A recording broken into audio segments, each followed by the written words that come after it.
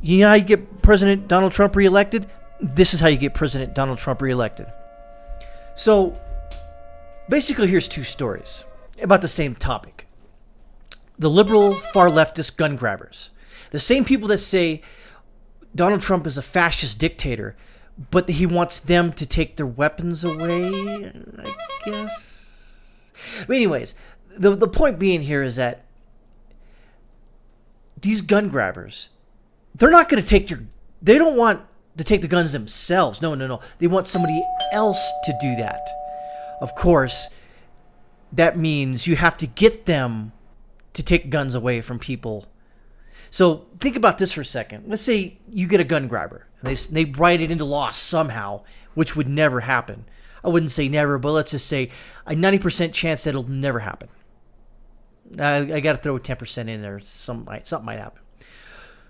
So they write it in law. Far being it, they have to get around the whole pesky Second Amendment and the Fourth Amendment and maybe possibly the Fifth. To go door to door and start gun confiscation or with how they say mandatory gun buyback. Forced mandatory gun buyback.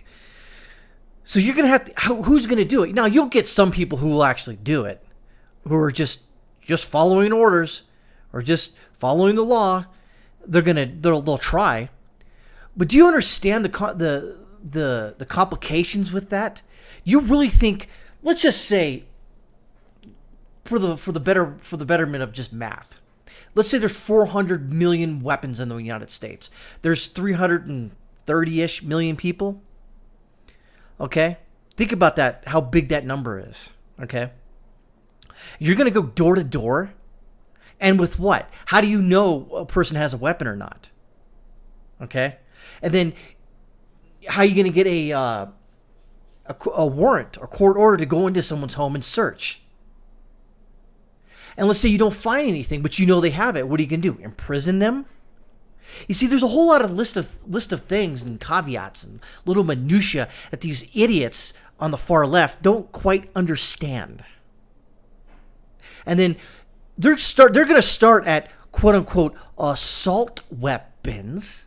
But what is an assault weapon? Every weapon, theoretically, is an assault weapon because you use it to assault an animal or a person, etc. So let's talk about this Eric Swalwell, the failed presidential candidate. See, in November 2018, the California congressman defended his support for, quote, an assault weapon buyback program, forced, arguing that it would be a necessary step to broader effort to ban military-style semi-automatic assault weapons. Enacting the program, he argued, would reduce the number of firearm-related deaths in the United States. Here's an interesting fact. There was a boat out in California this weekend that caught fire and burned, to the water and killed 35 people. So with that logic, we need to ban fire in boats and water too, apparently. The congressman and soon-to-be one-time 2020 Democratic candidate also expressed support for prosecuting gun owners who refuse to comply with the theoretical buyback program. Again, how are you going to prosecute someone who doesn't have any weapons that you think they may have them? You have to have proof. But then again, don't let proof step in the way of a congressman, if you will. This prompted one Twitter user, Joe Biggs, go Joe Biggs, to grouse. So basically, Swalwell wants a war because that's what you would get. You're out of your effing mind if you think I'll give up my rights and give all government the power. Absolutely correct. You wouldn't do that. Why would you give up some rights? You just wouldn't, because if you give up the Second Amendment, then comes the First, the Fourth, the Third, the very least used, if you will, Fifth, all the way up. You might as well just get rid of them all. Now for the good part.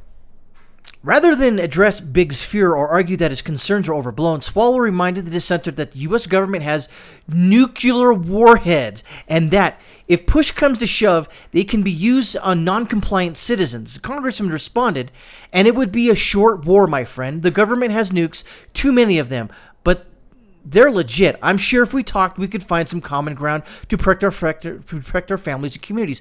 What a bullcrap that's going to, hey, I'm going to kill you. Oh, by the way, you know, I'm not going to, but let's talk about common sense that might protect our families and communities. What the hell? That's like saying, I'm going to kick your ass, but let's just hold that on the back burner. Let's talk over this first. What the hell is wrong with this guy? And here you can see his tweet. First, this is the masterclass in how not to sell the general populace on controversial gun control proposal. Exactly. That's the thing, is that there's already people out there, including myself, who doesn't trust the government, okay? Because the government is people, essentially. And I don't trust people, per se, because I don't know them. And the government is a sort of like a nebulous term. There's many people in the government. I don't necessarily trust them. Do you trust people in the government? Maybe you do. I don't. I have a healthy distrust. And that's important in life, is to have a healthy distrust of people. Because people will end up turning on you, such as Eric Swalwell. He said he's going to nuke pro-Second Amendment people. I mean, and here's the thing. Yeah, the government has all these weapons, but what are you going to do? Drop a nuke on a city to what? Maybe wipe out 3,000 weapons that may or may not be in people's homes? What kind of stupid idea is that? This guy's a complete unadulterated moron. Of course, he's from California, right? Am I right? Am I right? Yeah. Swalwell, okay, ban military's type assault weapons, and if those gunners refuse to comply, nuke them all. To save life, we must end a lot of life? A lot. That is some solid reasoning. And that's the thing, too. Eric Swalwell is another person that believes you pretty much can, I don't know, abort a baby or a child up to 3 years old. Think about that for a second. And then he's tempted to walk back this remark. No one is nuking anyone or threatening that. I'm telling you, this is not the 18th century. That makes almost zero sense. You're right. You see, there's an argument you get from the far leftists and gun grabbers and people like that. They'll say, well, when they wrote the Second Amendment, they didn't know about these scary black assault weapons. Then, okay, well, with that logic, no, George Washington and the creators of the Constitution, Jefferson, Madison, Monroe, et al., they didn't know about the internet. They didn't know about, you could read a newspaper from Germany, you know, say from South America, or you could write, you know, really nasty things on Twitter and have your, promote that sort of your speech and have it be heard. They didn't know that was going to happen. They probably had an idea, but they just kind of said, basically, I've said this before and I'll say it again. The Constitution is a charter of negative liberties. It's what the government cannot do to you. Okay? Now, what most of these far leftists want, and some people on the Republican Party as well, they want it to be a charter of positive liberties, meaning stuff the government must do on your behalf, such as health care, retirement, etc., etc. Slowly, they've been, over the many hundreds of years, they've been slowly trying to insert that stuff in. But with some results in their, if you will, some positive results in their corner. But so this is here, it says Swalwell threatening non-compliant gun owners with nuclear holocaust is only slightly worse thought out than his bill proposing state-maintained registry of real journalists meant to protect journalists. Exactly. So, what do we got here? We got Robert Francis O'Rourke. I refuse to call him the name he gives himself. This is from the GOP USA, so take that for what it's worth. O'Rourke doubles down on gun grabbing after shooting. This is effed up. Okay.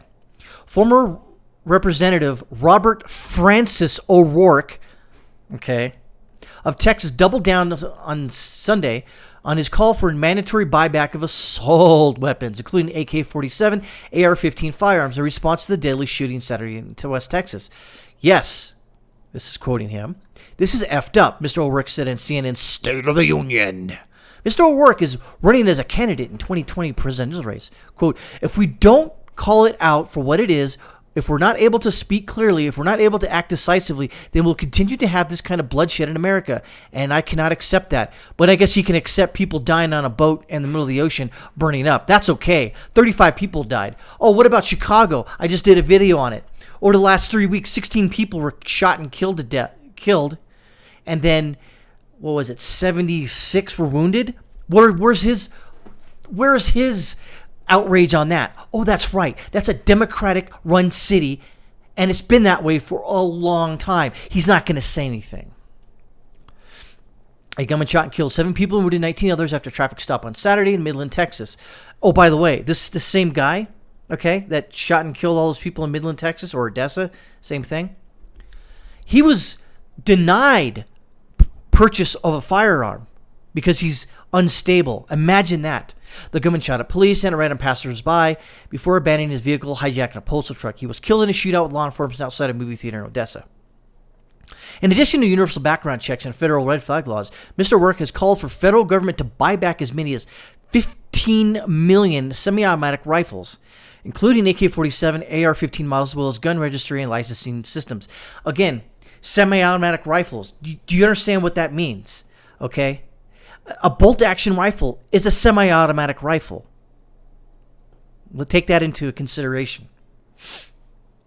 Because let me go over the definition of a semi-automatic rifle, okay? One pull the trigger, boom. Okay? Either it ejects itself, okay, or you use a bolt action to eject a round and produce another round into the chamber. Okay? There's many different others, like a revolver. It's got 6 shots sometimes, and like a .357 Magnum.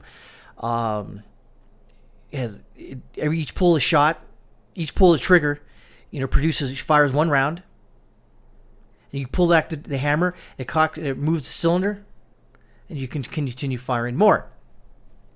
Now, let's continue. Quote, "It is really important that we buy back those weapons of war." Now, notice how they changed the terminology here. Weapons of war. Every weapon that you can think of could be a weapon of war. That's just me. I don't know about you. It is really important we buy back those weapons of war that are not out on the streets right now. Millions of them. Really? Millions of weapons are out on the street? Really? They're not locked in. So millions of weapons are out on the street, but none of them are locked in the homes? It's not enough to expand background checks or prevent their future sales, Mr. Ork said, while acknowledging that such steps would be helpful. Quote, "Weapons of war must be not on the streets at all," he said. "If millions of them remain on the streets, then they will be instruments of terror that terrify and terrorize us and take our lives. And I will not accept that." Not long ago, the idea of compelling gun owners to relinquish their firearms under threat of government force, even if it were financial reimbursement, would have been an anathema. But the prospect has gained steam on the 2020 presidential campaign trail, fueled by recent mass shootings. You know how you get President Donald Trump reelected? This is how you get President Donald Trump reelected. At least 2 candidates who have since dropped out of the presidential race, Swalwell and Gillibrand of New York, have expressed support for mandatory firearms buybacks. Such proposals have run into opposition from gun rights groups and Republicans. Senator Rick Scott, Florida Republican, said Sunday that he opposed proposals to arrest firearms for law-abiding gun owners. Quote, "I believe in the Second Amendment. I don't want to take guns away from law-abiding citizens. I want to focus on the people that have mental illness."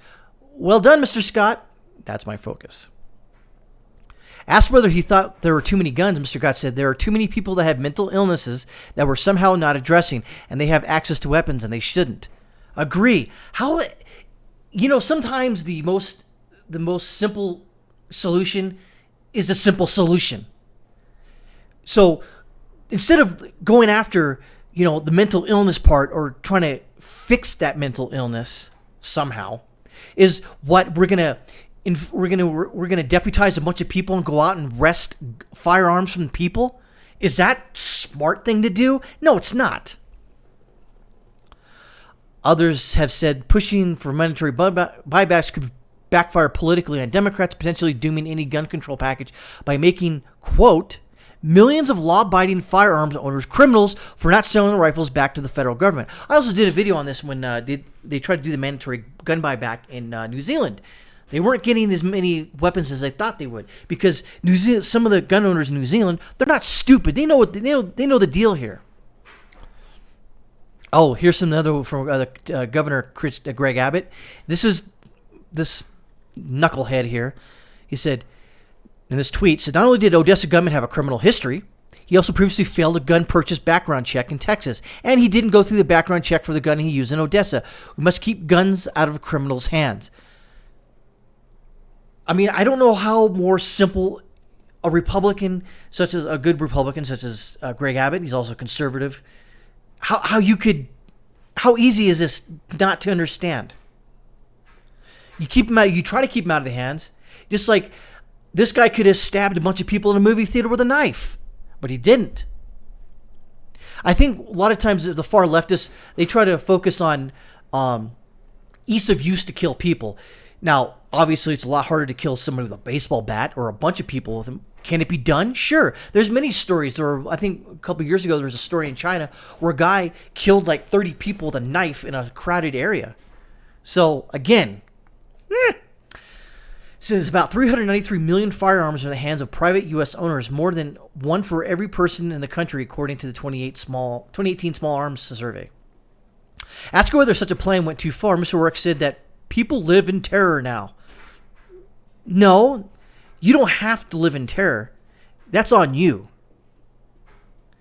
Quote, more than I worry about politics or polling, more than I care about what the NRA has to say on this, I care for my kids and this country, he said. Hey, asshole, you do realize that this Second Amendment is there for a reason. If you want to get rid of the Second Amendment, idiot, then go right ahead. However, there's checks and balances involved, and you don't like that. So you want to circumnavigate the whole constitutional aspect of the Second Amendment through a legislative fiat and making a bunch of people who I may be this person, I may not be this person, who may own weapons, who may not own weapons. Criminals by the stroke of a pen because they don't want to give up their weapons to the government? Yeah. I can think back in history when mandatory forced buybacks, if you will, happened in other countries. What happened wasn't good. Yeah, so I think I kind of ran out too far of this. But O'Rourke, he's an idiot. And again, if he wants a civil war, this is how you get a civil war. You go door to door and start busting them down and going after the people who own or you think own weapons. Yeah, that's a good idea because that makes smart policy. It's stupid. And if these far leftist fascist gun grabbers want to do that, more power to them. But again, there's going to be an equal and opposite reaction to that mandatory gun buyback. Unbelievable. That's all out.